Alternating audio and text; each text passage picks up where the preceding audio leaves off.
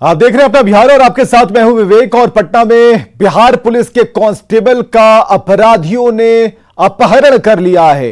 बिना नंबर वाले बोलेरो सवार अपराधियों ने कांस्टेबल का अपहरण किया और घटना पटना के रूपसपुर थाने के महुआ बाग इलाके की है। परिजनों ने रूपसपुर थाने में अपहरण का केस दर्ज करा दिया है। शशि भूषण सिंह बीएमपी 5 पटना में तैनात हैं और इनके पहले वे 8 साल तक बिहार एसटीएफ में भी सेवा दे चुके हैं। शशि भूषण सिंह मूल रूप से भोजपुर के रहने वाले हैं, तो दिन दहाड़े महुआ बाग से कांस्टेबल को अगवा किया गया है और परिवार वालों ने रूपसपुर थाने में मामला दर्ज करा दिया है। बीएमपी 5 में अपनी सेवाएं दे रहे थे, रूपसपुर में किडनैपिंग का केस दर्ज कराया गया है। सुबह 7 से 9 के बीच की यह घटना है। जिस स्पॉट पर हम लोग खड़े हैं यहीं पर शशि भूषण सिंह आए थे और उनके आने के बाद बोलेरो पर सवार कुछ असामाजिक तत्वों द्वारा उनको ज़बरदस्ती बैठाया गया, जो कि शशि भूषण सिंह ऑलरेडी अभी बीएमपी 5 में लाइन बाबू के मुंशी के बनकर के कार्यरत हैं।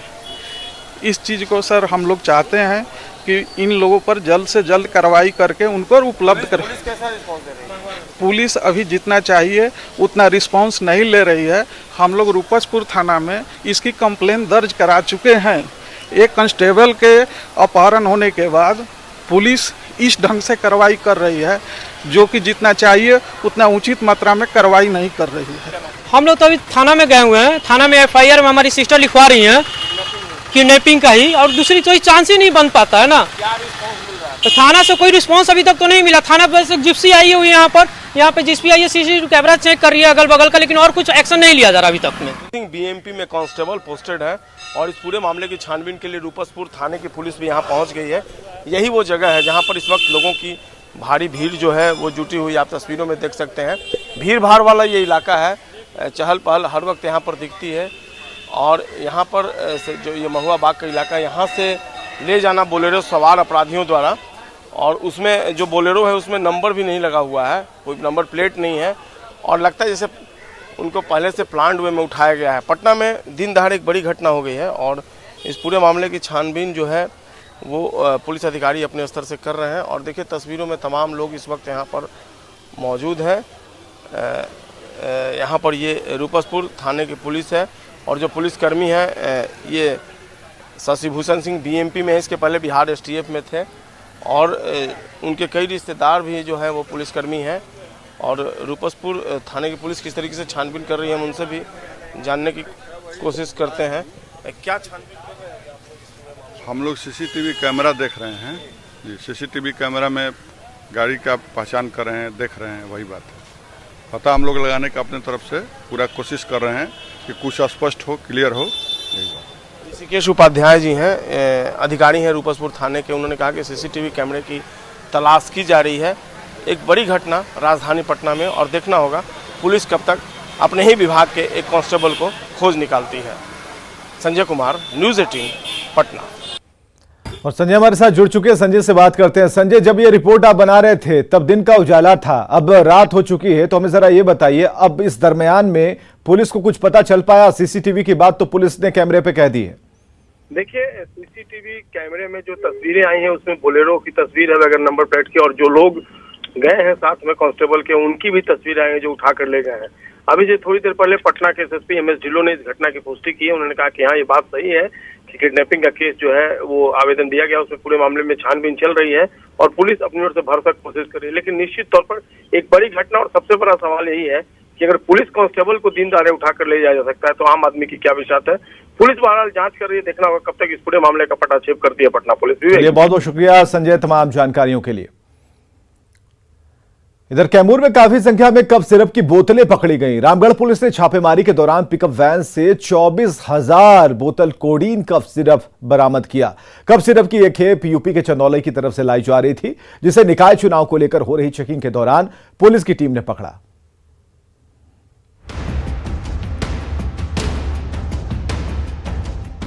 ये शराब तो नहीं है, लेकिन इसका नशा शराब से कम भी नहीं है। ये जानते हैं इसे पीने और पिलाने वाले। हम बात कर रहे हैं कफ सिरप की इन बोतलों की। बिहार के कैमूर में पुलिस ने पिकअप वैन से 22,000 कोडिन कफ सिरप की बोतलें पकड़ी। पुलिस को ये कामयाबी तब मिली जब निकाय चुनाव को लेकर वाहनों की चेकिंग की जा रही थी। लोगों का मानना है कि कफ सिरप के इस जखीरे का इस्तेमाल निकाय चुनाव के दौरान वोटरों को लुभाने के लिए किया जाना था। नगर निकाय चुनाव आने वाला है, आचार संहिता लागू है, लेकिन तस्कर अभी भी मान नहीं रहे हो। किसी न किसी जुगाड़ से वो कभी जनरेटर के अंदर तो कभी ट्रक के नीचे, कभी ट्रक के ऊपर शराब लेके या फिर कफ सिरप लेके आते हैं। चूंकि बिहार में शराबबंदी है, निकाय चुनाव में किस्मत आजमा रहे नेता वोटर्स को लुभाने के लिए शराब तो बांट नहीं सकते थे, तो उन्होंने नया तरीका खोज निकाला, कफ सिरप के जरिए मदमस्त करने का।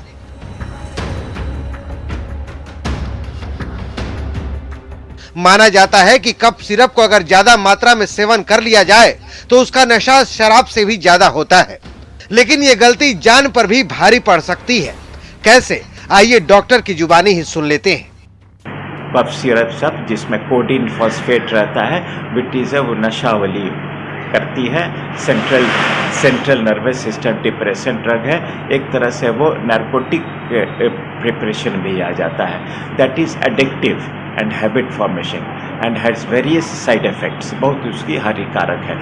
बिहार में कहने को तो शराबबंदी है, लेकिन नशे के लिए लोग क्या क्या और कौन कौन सा तरीका अपना रहे हैं, ये हैरत में डालने वाला है। शराबबंदी के बाद से बिहार में ड्रग सेवन के मामले भी बढ़ते जा रहे हैं और अब इतनी मात्रा में कफ सिरप का मिलना काफी चिंताजनक है। न्यूज़ 18 के लिए कैमूर से अभिनव कुमार की रिपोर्ट। आपको याद होगा 2 दिन पहले एनआईए ने अब तक का सबसे बड़ा ऑपरेशन चलाया था। 15 राज्यों में पीएफआई के 93 ठिकानों पर रेड मारी थी और इस ऑपरेशन के बाद पीएफआई के बड़े नेटवर्क और उसकी फंडिंग का खुलासा हुआ। साथ ही सबसे बड़ा खुलासा हुआ कि जुलाई में पटना दौरे पर पहुंचे पीएम मोदी पीएफआई के निशाने पर थे। पीएफआई की बड़ी प्लानिंग डिकोड।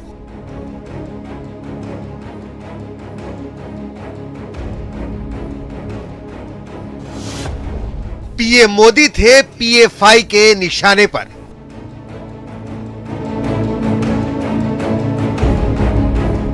ये तस्वीरें इसी साल 12 जुलाई की हैं, जब प्रधानमंत्री नरेंद्र मोदी पटना में थे। एक तरफ प्रधानमंत्री नरेंद्र मोदी शताब्दी स्मृति चिन्ह का अनावरण करने पहली बार बिहार विधानसभा परिसर पहुंचकर इतिहास रच रहे थे, तो दूसरी तरफ पॉपुलर फ्रंट ऑफ इंडिया यानी पीएफआई ने साजिश की पूरी स्क्रिप्ट तैयार रखी थी। ये दावा प्रवर्तन निदेशालय ने अपनी जांच के बाद किया है।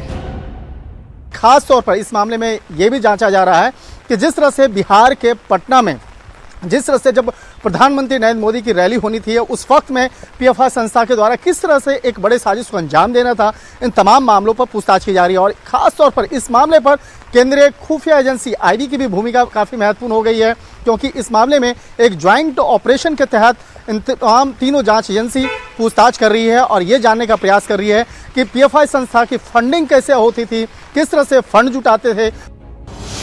पीएफआई को लेकर ईडी ने और भी कई बड़े खुलासे किए हैं। खुलासा ये कि पीएम मोदी के पटना दौरे के दौरान हमले की प्लानिंग थी।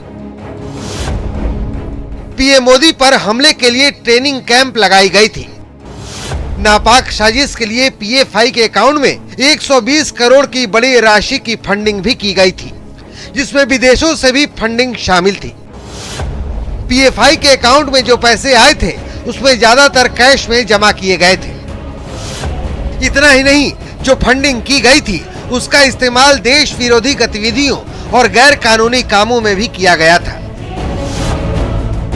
2020 के दिल्ली दंगों के साथ साथ हाथरस में भी दंगा फैलाने में पैसे का इस्तेमाल किया गया था, जिसका मकसद था देश की एकता, अखंडता और संप्रभुता को खतरे में डालना।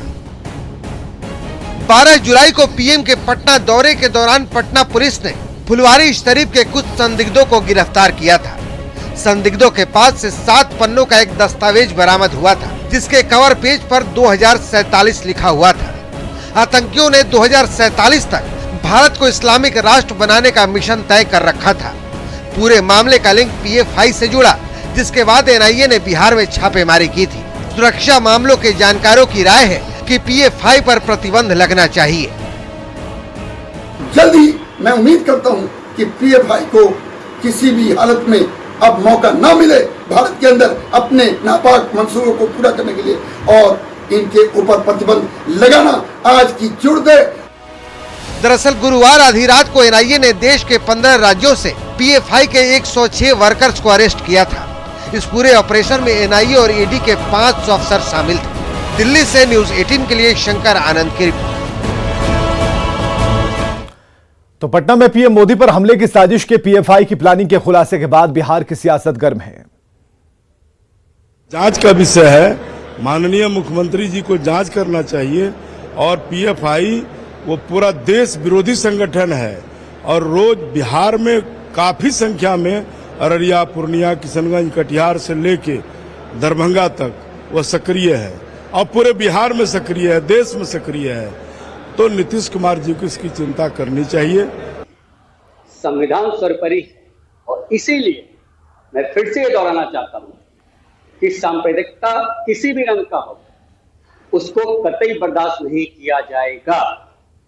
देश के मान सम्मान, देश के यशस्वी प्रधानमंत्री आदरणीय नरेंद्र मोदी जी के ऊपर पीएफआई के द्वारा हमले की साजिश की जो आज ईडी के द्वारा खुलासा किया गया है, राष्ट्रीय लोक जनशक्ति पार्टी पीएफआई जैसे आतंकवादी संस्था को पूरे देश में बैन लगाने की अविलंब मांग करती है कि अविलंब पीएफआई पर बैन लगाया जाए।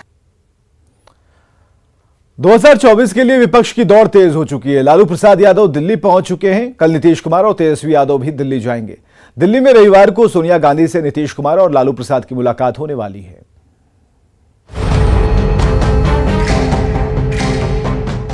– 2022 में 2024 की सियासी रेस रफ्तार पकड़ चुकी है। चुनाव 24 का आने दो, मैं कहता हूं ये लालू नीतीश की जोड़ी के बिहार की जनता सुपड़ा साफ करने वाली है। शुक्रवार को बिहार के सीमांचल में अमित शाह ने हुंकार भरी। रविवार को हरियाणा के फतेहाबाद में इनेलो की रैली में नीतीश कुमार और तेजस्वी यादव शामिल होंगे।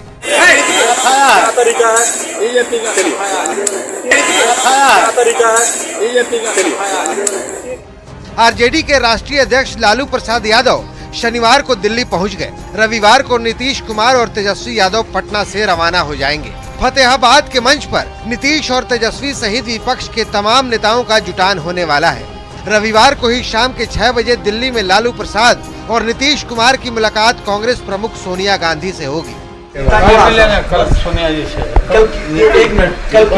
नीतीश जी और मैं दोनों आदमी सोनिया गांधी से मुलाकात होगी सर। हाँ। विपक्षी एकता की पूरी कोशिश है आप लोगों की? पूरा कोशिश है जी। तो क्या सफल हो पाएंगे? मुद्दा क्या रहेगा सर मुलाकात का? विपक्षी लोगों को एकता बनाए रहने का। 25 सितंबर 2022 की तारीख राजनीतिक नजरिए से काफी हलचल भरा रहने वाला है। पहले इनेलो की रैली में विपक्षी नेताओं का जमघट और फिर लालू नीतीश की सोनिया गांधी से मुलाकात। इस मुलाकात को विपक्षी एकता के लिए काफी अहम माना जा रहा है, क्योंकि जब से नीतीश कुमार बीजेपी से अलग होकर महागठबंधन में आए हैं, तब से उनकी इच्छा सोनिया गांधी से मुलाकात करने की रही है। इस मुलाकात से नीतीश के मिशन विपक्षी एकता को कितनी मजबूती मिलती है, इस पर बहुत कुछ निर्भर करता है। न्यूज 18 के लिए पटना से रवि एस नारायण और दिल्ली से अमितेश सिंह के साथ ब्यूरो रिपोर्ट। केंद्रीय गृह मंत्री अमित शाह ने किशनगंज के ऐतिहासिक मंदिर में पूजा अर्चना की। शाह यहां करीब आधा घंटा रुके और माता का दर्शन कर प्रसाद चढ़ाया। 5 तस्वीरें हम आपको दिखाने जा रहे हैं और ये देख रहे हैं आप तस्वीरें जहां शाह मंदिर में पूजा कर रहे हैं और गृह मंत्री ने ऐतिहासिक मंदिर में माता की आरती की है, पूजा करा रहे पुरोहितों के पैर छुए हैं। उसके बाद अमित शाह ने रक्षा सूत्र भी बंधवाया और मंदिर की परिक्रमा के बाद प्रसाद ग्रहण किया। इस मंदिर का इतिहास काफी पुराना है और मान्यता है कि इस मंदिर में दिल से मांगी गई मनोकामना पूरी होती है और मंदिर में मूर्ति दान करने की भी प्रथा है। लेकिन मूर्ति दान के लिए अभी 20 साल का वेटिंग लिस्ट है। अगले 20 साल तक मूर्ति दान करने के लिए बुकिंग हो चुकी है। अगर आज के समय में कोई मूर्ति दान करना चाहेगा तो उसको 20 साल इंतजार करना पड़ेगा।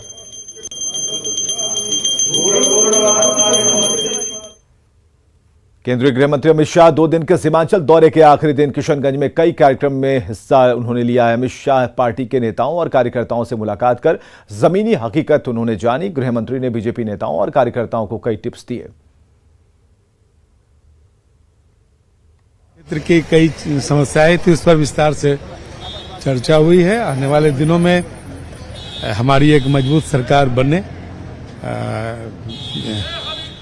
इस बैठक उन सारी चीजों पर भी हम लोग बात करें। आने वाले दिनों में बिहार में एक मजबूत भाजपा की सरकार बने, 2024 में सभी सीटों को हम लोग जीत कर दें, यही मुख्य रूप से पूरे बैठक का तत्व है। यही केंद्रीय गृह मंत्री अमित शाह को लेकर जेडीयू अध्यक्ष ललन सिंह के बयान पर बीजेपी सांसद सुशील मोदी ने पलटवार किया। सुशील मोदी ने कहा कि ललन सिंह का जेडीयू में वही हश्र होगा जो जॉर्ज शरद आरसीपी का हुआ है। ललन सिंह जी कह रहे हैं कि गठबंधन को तोड़ने के लिए बीजेपी ने तेजस्वी यादव पर आईआरसीटीसी घोटाले का मुकदमा दर्ज करा दिया। ललन जी, आप ये क्यों भूल जाते हैं कि लालू परिवार के खिलाफ जितने सबूत, जितने दस्तावेज हैं, वो सारे के सारे आपने सीबीआई को उपलब्ध कराए। क्या लालू यादव ये इस बात को नहीं जानते? पटना हाईकोर्ट में कौन गया था? और सीबीआई के अधिकारियों से लगातार संपर्क में रहकर पल पल की मॉनिटरिंग आप कर रहे थे। आप बदल सकते हैं लेकिन सीबीआई नहीं बदल सकती है। ललन जी, आपका वही हसरा होगा जनता दल यू में जो जॉर्ज फर्नांडिस का हुआ, जो शरद यादव का हुआ, जो आरसीपी सिंह का हुआ, वही हसरा आपका जनता दल यू में होने वाला है। इसलिए सोच समझकर बयान दीजिए। देश के गृह मंत्री पर ओछी और अपमानजनक टिप्पणी करने से आपका कद समाज के अंदर बड़ा नहीं हो जाएगा। नवादा में इन दिनों बालू माफिया बेखौफ हो गए हैं। बालू माफियाओं ने पुलिस के सामने से ही 2 ट्रक को गायब कर दिया। माफिया अवैध बालू लदे 2 ट्रक ले उड़े। कल रोज पुलिस ने अवैध बालू कई वाहनों को जब्त किया था। उसी में से 4 में से 2 ट्रक को आज माफिया ले उड़े। घटना की जानकारी तब हुई जब थाने के पास बने पंचायत सरकारी भवन में लगे ट्रक को नहीं देखा गया। जब्त वाहनों को पंचायत सरकार भवन के पास लाया गया था क्योंकि थाना अभी निर्माणाधीन है और उसी का फायदा उठाकर 2 ट्रक को आज माफिया ले भागे। पटना में युवाओं का जुनून ऐसा है कि वर्दी की चाहत में सड़क पर ही प्रैक्टिस में जुट गए हैं। पटना के 4 अड़े मार्ग में कुछ ऐसी तस्वीरें देखने को मिली जहां सड़क पर सैकड़ों युवा फायरमैन के लिए फिजिकल की तैयारी में जुटे हैं। इनकी मजबूरी कही है कि बारिश की वजह से ग्राउंड में जलजमाव है और ऐसे में प्रैक्टिस ना छूटे, इसे लेकर सड़क पर ही लेटकर हो या बैठकर या दौड़कर प्रैक्टिस करने में जुटे हैं। जायजा लिया रजनीश कुमार ने। जहां चाह वहां राह, तभी तो राजधानी पटना के 4 आने मार्ग में एक अनोखी तस्वीर देखने को मिल रही है, जहां पर सैकड़ों ऐसे युवा हैं जो सड़क पर ही पसीना बहाते नजर आ रहे हैं, क्योंकि सपना एक ही है, फायरमैन बनना है। क्योंकि अभी लिखित परीक्षा का रिजल्ट जारी हो गया है, ऐसे में अब फिजिकल बाकी है। तो मौसम खराब होने की वजह से जो भी मैदान है वहां पर जल जमाव है। ऐसे में युवा क्या करें, तैयारी करनी है और सपना नौकरी करने का है। तो देख सकते हैं कि 4 आने मार्ग में, यानी एक तरफ सीएम नीतीश कुमार का आवास है, दूसरी तरफ लालू प्रसाद यादव और राबड़ी आवास है, और बीच में आप देख सकते हैं ये सैकड़ों युवा हैं किस तरह से फिजिकल की तैयारी में जुट गए हैं। ये मैदान नहीं है, कहीं घास नहीं है, बल्कि ये सड़क है, लेकिन सड़क पर ही आप देख सकते हैं किस तरह से ये लोग तैयारी में जुट गए हैं। जो ट्रेनर हैं वो ट्रेनिंग दे रहे हैं। तो कुछ युवा हैं, उनसे हम बात करेंगे कि कितनी मेहनत करनी पड़ रही है इन लोगों को। जी बताइए। बहुत मेहनत करना पड़ रहा है। कितने साल से इंतजार कर रहे हैं? हम लोग तो 4 साल से इंतजार कर रहे हैं। हाँ, रिजल्ट आ गया रिटर्न का? हाँ, रिजल्ट आ गया। ये सड़क पर तैयारी कर रहे हैं, ये तो बड़ी चुनौती होगी। हाँ सर, तो क्या करें, ग्राउंड में पानी लग चुका है। हम लोग का फिजिकल नवंबर में है, तो तैयारी करना बहुत ज़रूरी है। कितने घंटे अभी आप लोग इसी तरह से तैयारी कर रहे हैं? इसी तरह से रोज हम लोग 1 घंटा सुबह, 1 घंटा शाम करते हैं। मगर आगे रिजल्ट आ जाएगा। हाँ। क्या नाम हुआ? मोहम्मद शाहजाद। हाँ बिल्कुल। कुछ और युवा है, उनसे बात करते हैं। बहुत उम्मीद होगी कि तैयारी करेंगे, नौकरी मिल जाएगी। जी बिल्कुल। कितने साल से इंतजार कर रहे हैं? हम तो लगभग 4 साल से इंतजार कर रहे हैं। एज खत्म होने का भी डर होगा? एज तब लास्ट ही चल रहा है। जो है इसी बार फाइनल करना? जी फाइनल इसी बार करना है। अच्छा, अब कितने चरण में एग्जाम बाकी है? बस फिजिकल रह गया है, फिजिकल के बाद मेरिट लिस्ट निकला बेरा पार, मेरिट, उसके बाद मेरिट रह जाएगा। अच्छा, कितनी सीटें हैं अभी फायरमैन के लिए? फायरमैन का है 2380 को लगभग है, 2380 सीट है। इसी तरह सड़क पर आप लोग को दिक्कत नहीं हो रही? ना दिक्कत है तो पानी बरस जाने के कारण सड़क पाए हुए, ना तो ग्राउंड में ही जाते थे हम लोग। क्या नाम? खुर्शीद आलम। बिल्कुल, बहुत परेशानी हो रही होगी आपको? जी बिल्कुल परेशानी हो रही है ना? जी मौसम के चलते हो रही है बिल्कुल थोड़ा। मौसम चाहते हैं ठीक हो जाए। हाँ ठीक हो जाए तो हम लोग को थोड़ा बेनिफिट मिलेगा। ग्राउंड की व्यवस्था बेहतर नहीं है यहाँ पटना में है लेकिन अभी थोड़ा दिक्कत है। और सुबह शाम इसी तरह से रोड पर आप लोग प्रैक्टिस करते हैं? नहीं जब बारिश नहीं होती है तो हम लोग ग्राउंड जाते हैं, थोड़ा बारिश हुई तो। ये ऑप्शनल है जी। क्या नाम हुआ? अशरफ आलम। तो देख सकते हैं सभी जो युवा हैं एक सपना लेकर यहाँ पर प्रैक्टिस कर रहे हैं कि फायरमैन बनना है, क्योंकि वर्षों से इंतजार कर रहे थे नौकरी की और निश्चित रूप से लिखित परीक्षा का परिणाम जारी हो गया है। ऐसे में फिजिकल बचा हुआ है तो अब सड़क पर ही पसीना बहा रहे हैं, एक्सरसाइज कर रहे हैं, फिजिकल की तैयारी कर रहे हैं, क्योंकि मैदान में जल जमाव है। एक तरह से कह रहे हैं ये ऑप्शनल है और रोज तैयारी करनी है सुबह शाम, तो मैदान में पानी है तो करें क्या, सड़क पर ही तैयारी में जुट गए हैं। कैमरामैन दीपक के साथ रजनीश कुमार, न्यूज़ 18 पटना। और आगे देखिए जोहार झारखंड।